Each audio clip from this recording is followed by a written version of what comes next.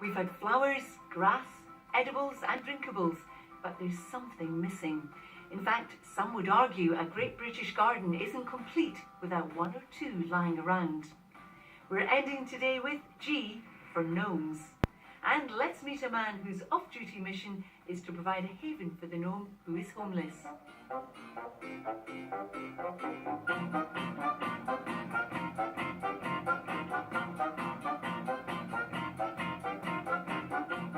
I'm Robert Chambers, Chairman of Essex Police Authority, and I have the only gnome sanctuary in the world.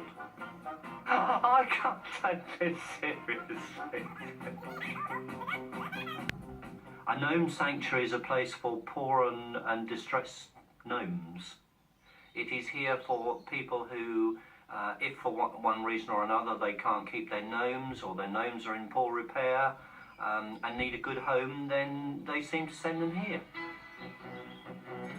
The most important gnome is the welcoming gnome, so that when you actually open the gate and you walk up the drive, you have a nice gnome looking at you with a big smile on his face saying, "Hi Robert, nice to see you home, I hope you have a good evening." I don't believe that anybody feels the way I do about you.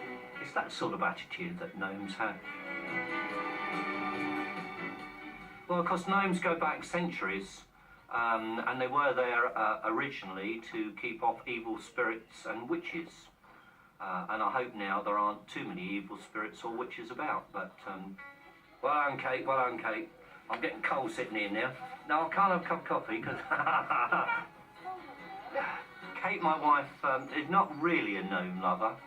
But I think over the years she's grown to become very fond of them. When a new gnome arrives, then obviously I have to look to see where I'm going to put it, because it's very important that with the gnome sanctuary that they all get on with one another. And occasionally you do find that they have a slight fight, they've knocked one another over overnight, and so perhaps you have to reposition them then so they're in with a gnome that's more friendly, although they do tend to live together quite well. Compose yourself, Chambers. Well, very often they are in a poor state of repair. They do need to be painted. They do need more of the tender loving care that is necessary to look after them. And obviously during the winter they go through harsh times just like we do, so they need to be constantly maintained to ensure that they are looked after well. My colleagues at work probably look at me and think, I wonder why he's got the position that he has and has a gnome sanctuary as well. But life is quite short anyway. I'm a great believer in that you should have a serious side to life where you have to make difficult decisions, but you need to have a light-hearted side too. So I think they look at it on the light-hearted side and too polite to tell me, even if they think I'm completely off my head. Sitting in the garden in my little noddy suit with a sparrow on my fishing rod. I don't think I've got any grumpy gnomes. I think perhaps their expression changes from when they leave some of their owners and come here. Some of their owners that don't like gnomes thrown them out or decide that they'll send them here. By the time they get here, they have a nice smiley face.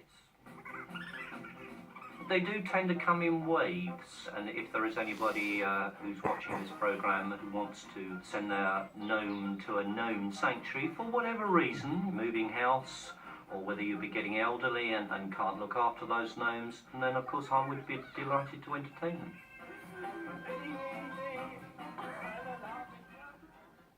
What a great way to end today's programme.